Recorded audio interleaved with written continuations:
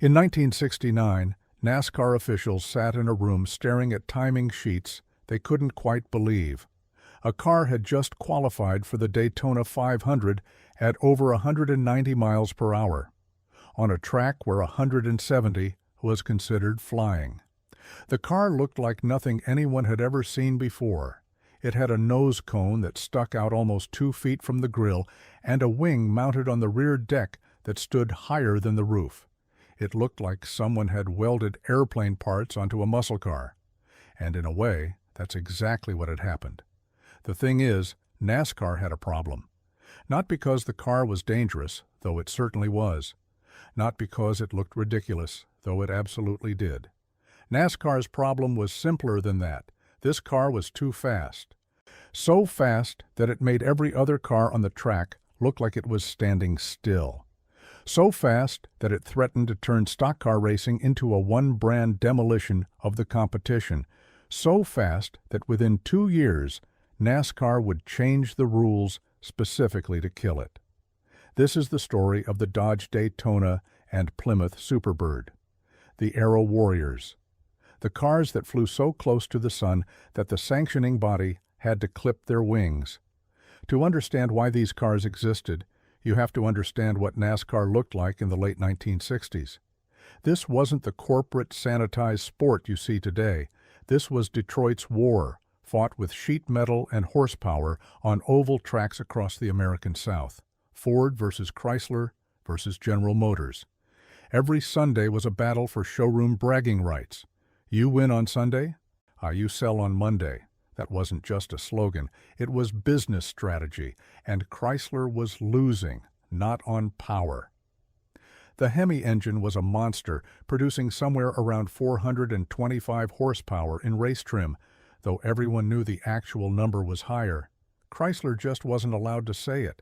The problem wasn't under the hood, the problem was the air. See, by 1967 and 68, the superspeedways had become the crown jewels of NASCAR, Daytona, Talladega. These tracks were 2.5 miles around, and cars were hitting speeds that nobody had really planned for. At those speeds, horsepower stopped being the only thing that mattered. Aerodynamics started deciding races. Ford had figured this out first. The Torino Talladega and Mercury Cyclone spoiler were cleaner shapes than anything Chrysler was running.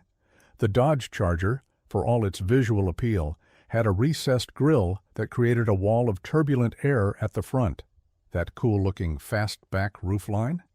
It actually lifted the rear of the car at speed, reducing traction right when you needed it most. Chrysler's cars looked mean, but punched a bigger hole in the air than Ford's designs. The result was predictable. Ford started winning. A lot. Chrysler engineers knew they had the power advantage. What they needed was a way to let that power actually push the car through the air instead of fighting it. They needed a car shaped for speed, not for style, and they needed it fast. In late 1968, Chrysler's Special Vehicles Group got the assignment. The goal was straightforward, but ambitious. Take the Dodge Charger 500, already a cleaned-up version of the regular Charger, and turn it into an aerodynamic weapon. They had roughly 6 months to get it done before the 1969 Daytona 500. The team was led by a group of engineers who understood something crucial. At 180 miles per hour and above, every surface on a car is either helping you or hurting you.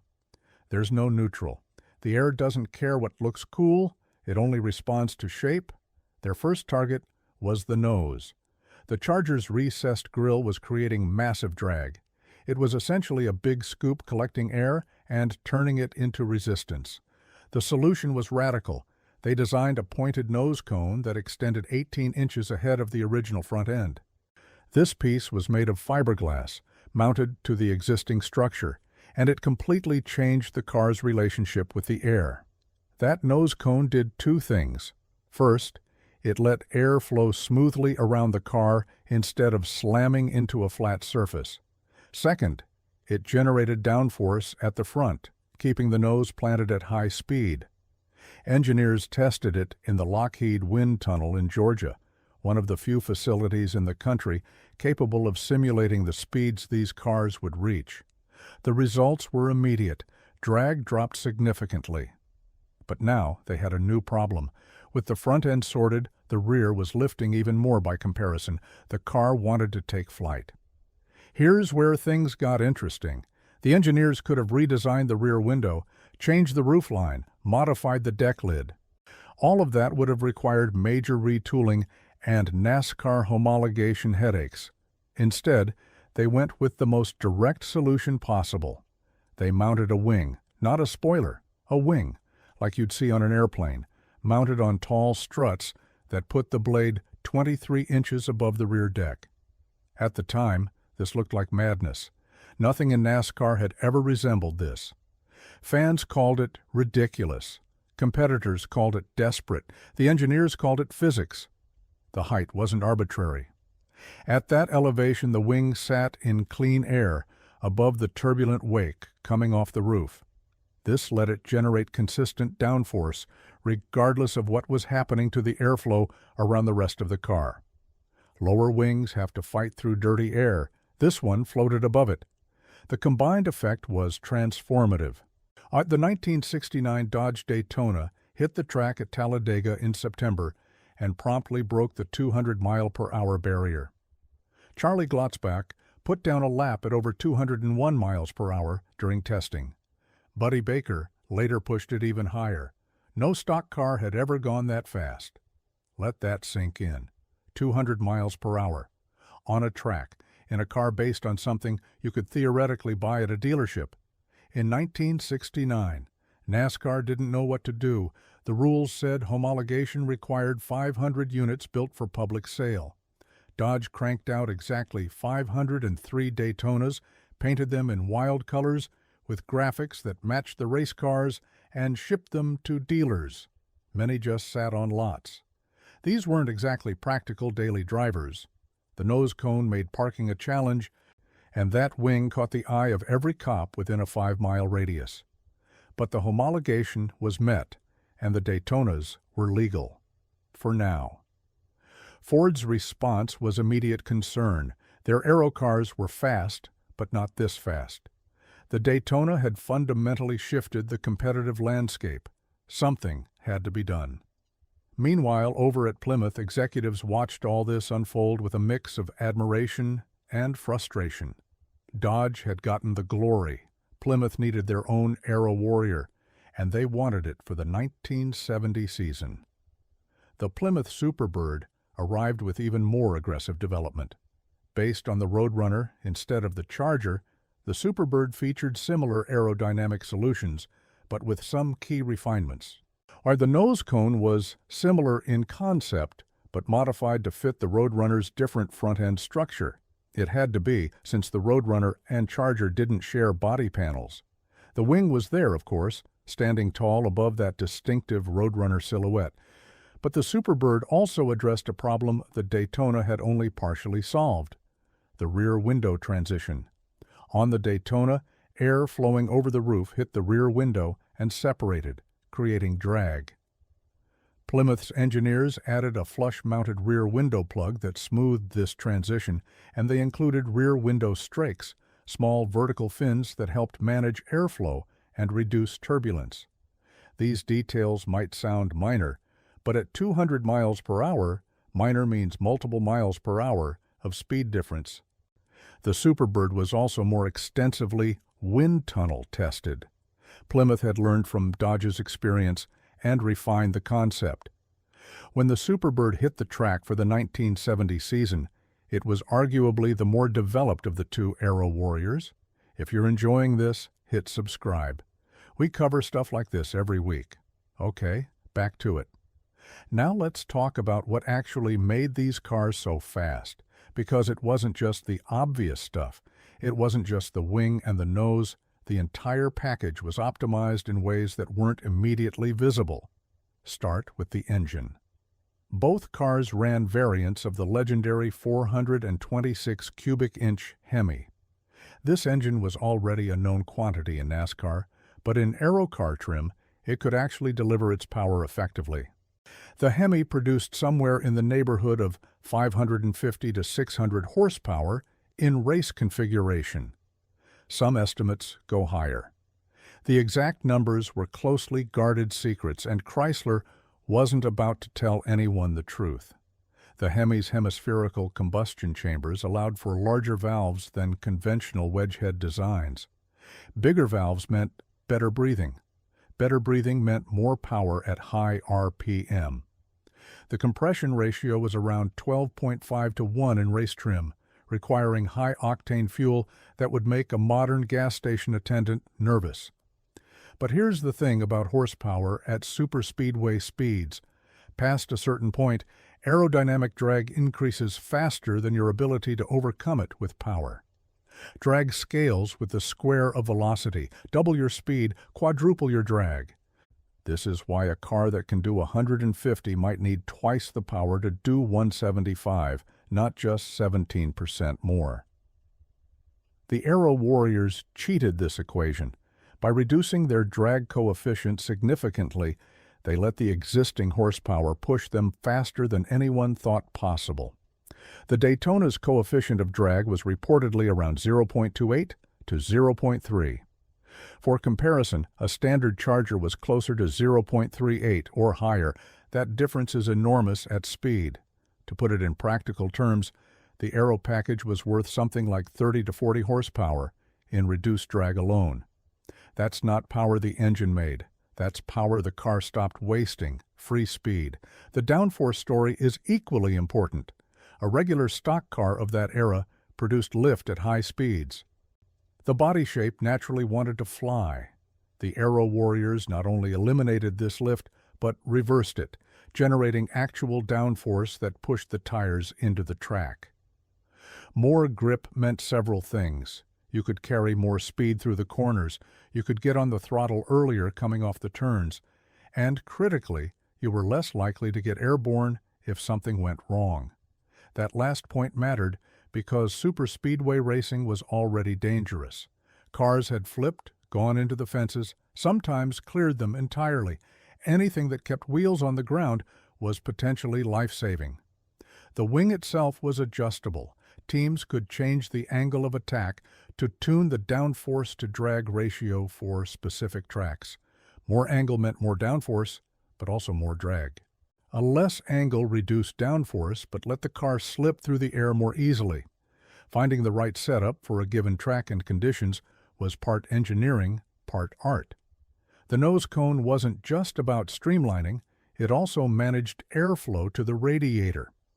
At 200 miles per hour, you need massive amounts of air cooling that engine, but you also want that air to enter and exit as cleanly as possible. The Daytona and Superbird designs incorporated ducts that fed air to the radiator while minimizing the disruption to overall airflow. The front fenders were modified with what engineers called wheel well air extractors. These were carefully shaped openings that let air escape from behind the front tires, reducing turbulence and drag. Again, small details that added up to significant speed. Even the underbody got attention. While not as sophisticated as modern ground effects, the Aero cars had smoother underbody panels than standard production vehicles. This reduced the low-pressure area beneath the car that contributes to overall drag. Here's something most people don't realize about these cars. They were actually less powerful than they could have been. NASCAR had imposed engine displacement limits and various restrictions to try to control speeds. The Hemi was already dealing with rules designed to neuter it. The Aero package simply found a different path to speed that the rulebook hadn't anticipated. The 1969 Talladega race proved the concept worked in competition, not just testing. Richard Brickhouse won the inaugural Talladega 500 in a Dodge Daytona, the very first race at NASCAR's newest and fastest superspeedway. The Aero cars dominated. By 1970, both the Daytona and Superbird were fully in circulation on the NASCAR circuit. Richard Petty, the king himself, drove a Superbird that season. Pete Hamilton won the Daytona 500 in a Superbird. Bobby Isaac used a Daytona to set a closed-course speed record of over 201 miles per hour at Bonneville in November 1970. Let me emphasize that. A stock car, based on a production vehicle, broke 200 miles per hour on a record attempt in 1970. The things were genuinely that fast. But speed this dominant creates problems for a racing series. Fans want close competition. When one manufacturer has a massive technological advantage, races become processions. The other manufacturers start making noise about leaving. Sponsors get nervous. NASCAR had dealt with this before. They'd banned the Hemi engine in 1965 for being too powerful, then let it back in with restrictions. But the Aero cars were a different kind of challenge. You couldn't just limit an engine. The advantage was in the body itself. The sanctioning body's response came in stages, each one designed to slow down the Aero Warriors. First, they imposed displacement restrictions, specifically targeting cars with aerodynamic modifications. If you ran a wing and nose cone, your engine couldn't exceed 305 cubic inches. The standard limit was 430 cubic inches. This was a massive handicap. The small block engines simply couldn't compete with the big blocks that non-Aero cars were running. But Chrysler had already anticipated this. They developed a small block race engine specifically for Aero car competition. It wasn't as powerful as the Hemi, but combined with the aerodynamic advantage, it was still competitive. NASCAR wasn't done. For 1971, they raised the homologation requirement from 500 units to 1,000, then to 3,000, then higher still. The Aero cars had been produced in limited numbers precisely because they were specialized competition vehicles. The Daytona saw 503 units built. The Superbird had around 1,900, partly because Plymouth pushed production to meet what they thought would be the requirement. Building thousands of race-specialized cars for public sale was economically absurd. The nose cones and wings didn't help sell cars to regular buyers. They made the vehicles harder to drive, harder to park, harder to insure. Nobody was going to make thousands more just to keep racing them. By early 1971, the combination of engine restrictions and homologation requirements had effectively killed the Aero Warrior program. Chrysler couldn't justify the cost. Ford had already stepped back from their Talladega and Cyclone programs for similar reasons. The winged cars disappeared from NASCAR competition almost as quickly as they'd appeared. The official party line was that NASCAR wanted to return to cars that more closely resembled what people could buy at dealerships. Stock car racing, after all, was supposed to be about stock cars. The Aero Warriors had stretched that definition to the breaking point. The real reason was simpler. They were too fast. And they made the racing boring for everyone not driving one. There's a bitter irony in what happened next. The very speed that got the Aero cars banned was exactly what fans and broadcasters wanted. Superspeedway racing thrived on speed. 200 miles per hour was a magic number that captured the public imagination. NASCAR had created the conditions for this technological arms race, then punished the winner for winning too thoroughly. The drivers who piloted these cars have mixed memories. Some loved the raw speed and the feeling of something genuinely different. Others found them challenging, the aerodynamic effects making the cars behave in unfamiliar ways. A car that's balanced at 190 might handle completely differently at 140, making mixed traffic situations tricky. Richard Petty has spoken about the Superbird with respect, but also noted that the wing created visibility issues in certain situations. You couldn't see directly behind you with that massive blade in the way. Small price for speed, maybe, but a price nonetheless. The cars themselves became instant collectibles, though nobody quite realized it at the time. Dealers struggled to sell them when they were new. The styling was too radical for mainstream buyers. The insurance was expensive. The practicality was non-existent.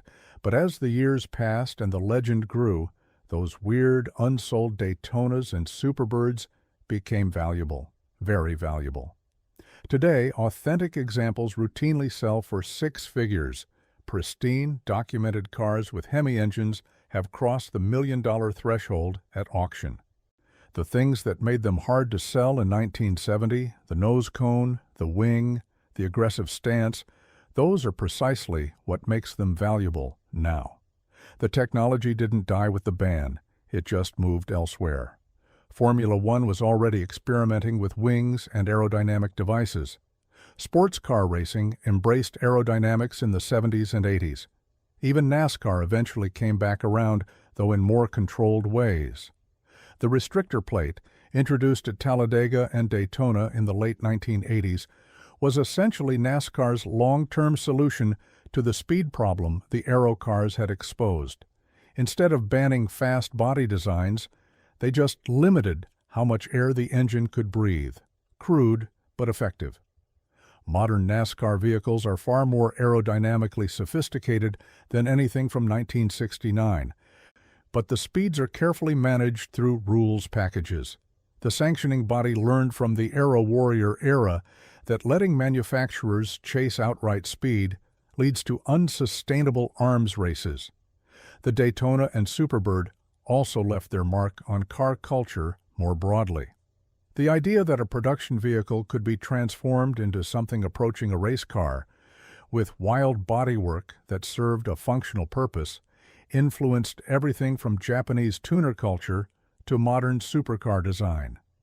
The wing became a symbol of performance, even when it was purely decorative. There's something almost poetic about these cars. They existed because engineers asked a simple question. What if we made a stock car that actually cut through the air instead of fighting it? The answer was faster than anyone expected. So fast that the question had to be ruled out of bounds. You can still see them today if you know where to look. Museums, private collections, occasional appearances at car shows and vintage racing events. They look dated now, obviously, but also somehow timeless. That combination of aggressive nose cone and sky-high wing is instantly recognizable, even to people who don't know the history. They remind us of an era when Detroit was willing to do almost anything to win. When racing technology and production vehicles weren't completely separate categories. When a determined group of engineers with a wind tunnel and a deadline could fundamentally change what a stock car could be. The Dodge Daytona and Plymouth Superbird didn't just push the boundaries. They broke through them so decisively that the boundaries had to be redrawn. They were banned not because they failed, but because they succeeded too well. In racing, there's no higher compliment than that. 200 miles per hour in 1969, with a wing that looked like a cartoon, in a car based on something you could buy at your local dealer. Still sounds ridiculous, still happened. So that's the story of the Aero Warriors, the cars that flew too close to the sun and got their wings clipped by the sanctioning body. If you ever see one in person, take a good look at that nose cone and that wing. That's what winning too hard looks like. If you made it this far, you probably care about this stuff as much as I do. Subscribe if you want more. We've got plenty of stories like this one, and if you actually own one of these cars, or your dad did, or you remember seeing them race, drop it in the comments. I'd love to hear about it.